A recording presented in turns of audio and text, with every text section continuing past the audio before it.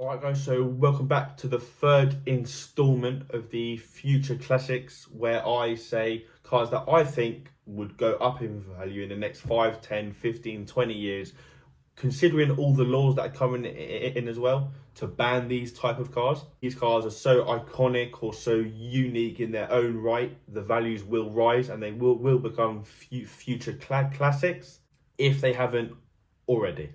So let's start off with the Volkswagen Golf, both the Mark IV and the Mark V R32. Now the R32 has a VR6 engine, which is essentially a V6. I believe it came in the Mark III as well, but I may be completely wrong. But the Mark IV and the Mark V both came in a R32 variant. Now the R32 is similar to the R of the current Golfs, however, it actually wasn't that fast. I believe the GTI was faster than the R32. The main selling point, at least now, is the sound.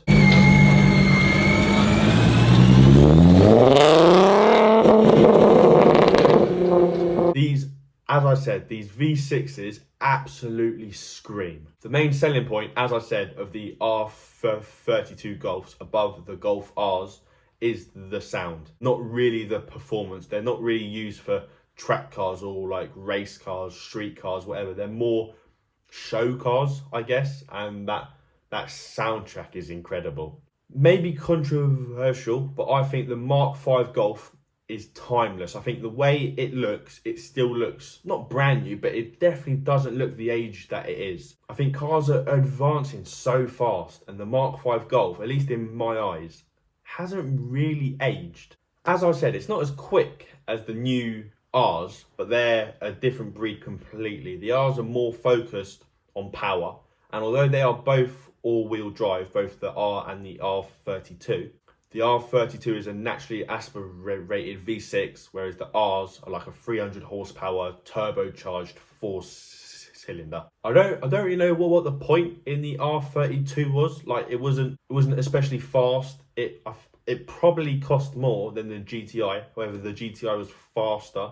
Plus the GTI of the Mark V shape was the first like true GTI, because they did start to lose their ground. So to bring in an R32 after the Mark IV Golf and bring it onto the Mark V, I get it, it's iconic, it sounds great, but I also don't really see what the point was. Obviously now I'm happy because like you hear them around, you see them around. Everyone knows the R32 sounds good. Everybody who's into cars, R32, the first thing that they think, sound. To be honest, that's the only thing. You can tell a R32 by the grille. It's like a silver chrome grille. The bumpers come a bit more low, and then as I said, it has got the two exhausts coming out of the back. A lot of GTI owners do the R32 style exhaust because it is just stunning, and especially on the Mark V. I'm not really talking about the Mark IV in this video because I'm not really a fan of the Mark IV shape, but especially on the Mark V, the exhaust suits it perfect. Now the Mark IV, it is a great car and it has still got the same engine. I just think it looks old. It is dated. The Mark V is like a truly special, unique turn for Volkswagen. And yes, it's a shame they don't make cars like that anymore. They're more focused on power and luxury, which is fair, and Golf Rs lead the market. Like you see them everywhere, so they must be a good car. I just think they don't really stand out anymore like the R32 still do after all these years. Like a good shape R32, you'll probably be looking at around 25 grand, which is,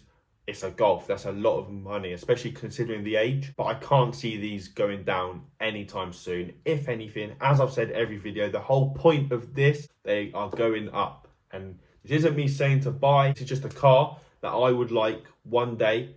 And I truly think by the time I'm there, the values are going to go up. I was born at the wrong time. If you have enjoyed this video, please leave a like and subscribe. Comment any suggestions or improvements or videos for the future. And hopefully I'll see you again. Cheers.